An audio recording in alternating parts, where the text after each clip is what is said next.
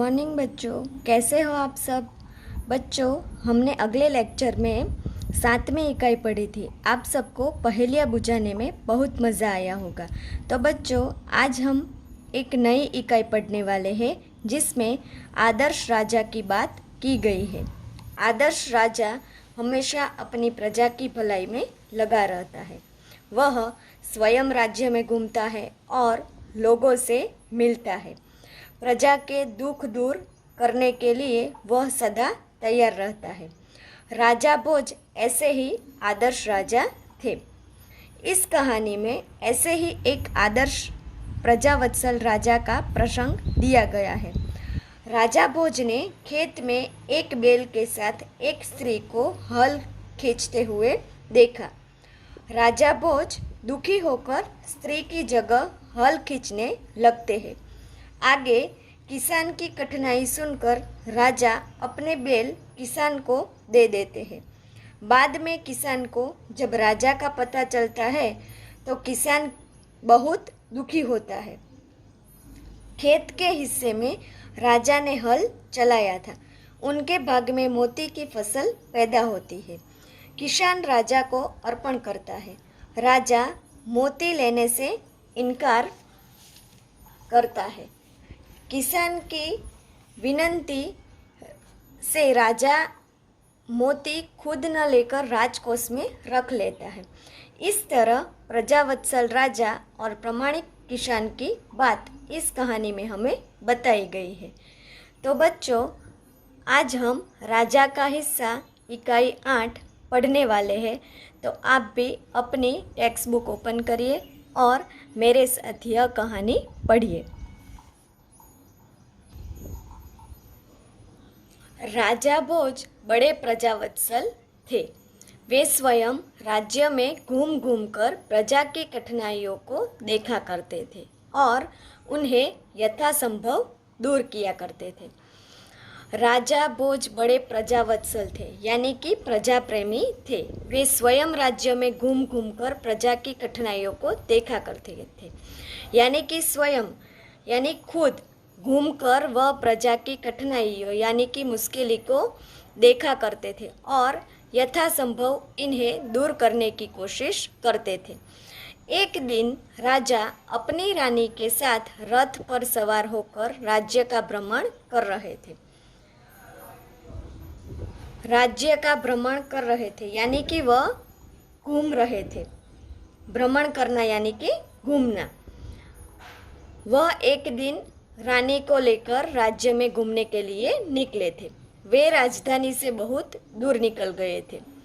उन्होंने देखा कि एक खेत में एक किसान हल जोत रहा है, मगर उसके हल में एक ही बैल है। दूसरे बैल के स्थान पर उसकी स्त्री हल खींच रही है। राजा भोज ने रथ को रोका और किसान के पास जाकर कहा, भले आदमी, तुम यह क्या अत्याचार कर रहे हो? भला कहीं स्त्री को हल में जोता जाता है?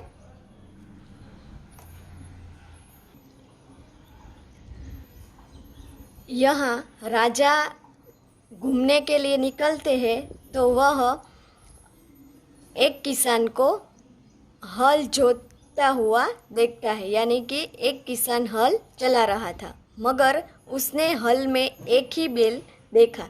दूसरे बैल के स्थान पर उसने उसकी स्त्री को हल खींचते हुए देखा।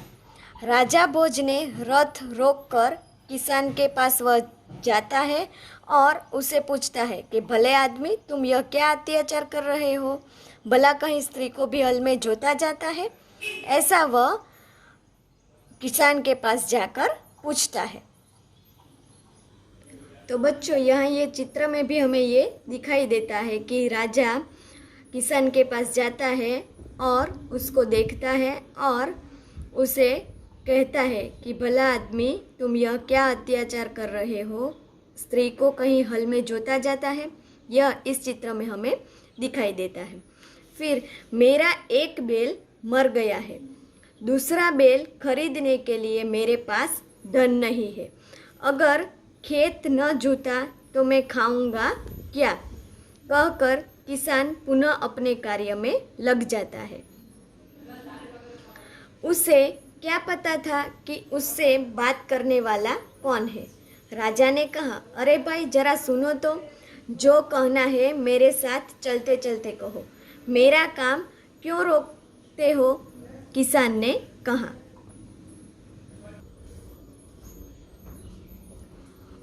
यह हमें पता चलता है कि किसान राजा को कहता है कि मेरे 2 बैल में से एक बैल मर गया था, दूसरा बैल खरीदने के लिए किसान के पास धन नहीं है।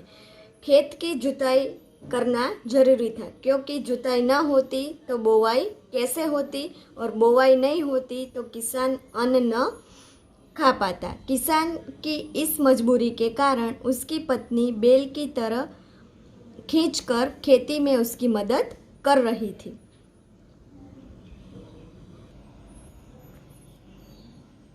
राजा भोज उसके साथ चलने लगे। अपने काम के प्रति किसान की लगन देखकर राजा भोज बहुत प्रभावित हुए। वह बोले, भले आदमी, इस प्रकार तो तुम्हारी पत्नी थक जाएगी और रुकावट की वजह से कोई दूसरा कार्य भी नहीं कर सकेगी। किसान बोला, तो फिर तुम ही बताओ मैं क्या करूं।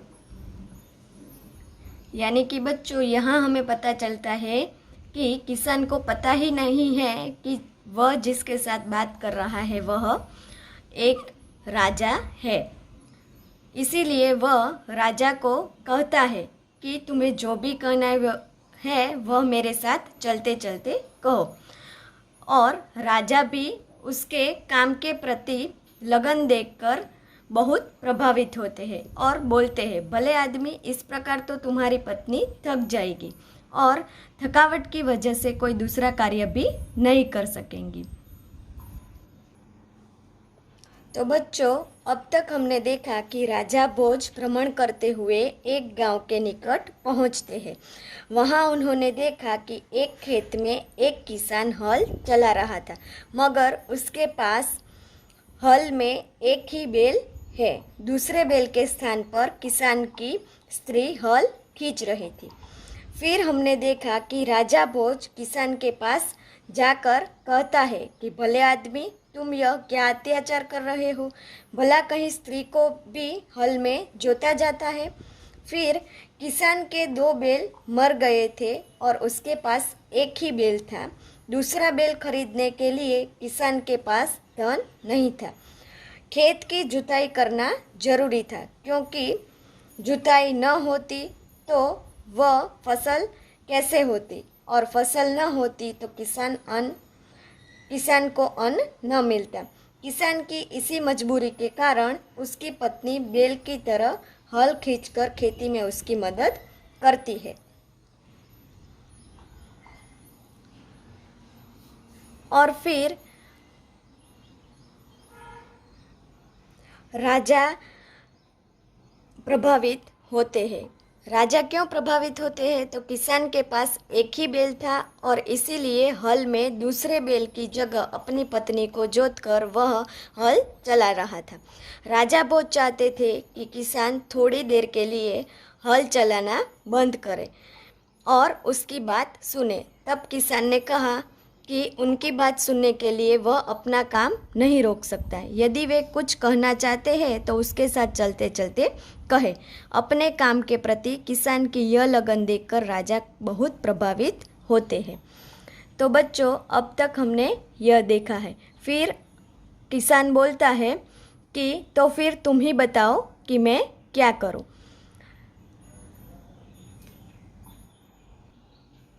तो बच्चों, अब हम देखेंगे कि किसान राजा को कैसे पहचान पाता है और राजा किसान की किस तरह मदद करता है। फिर यह सुनकर किसान कैसे शर्मिंदा होता है, वह हम अगले लेक्चर में देखेंगे।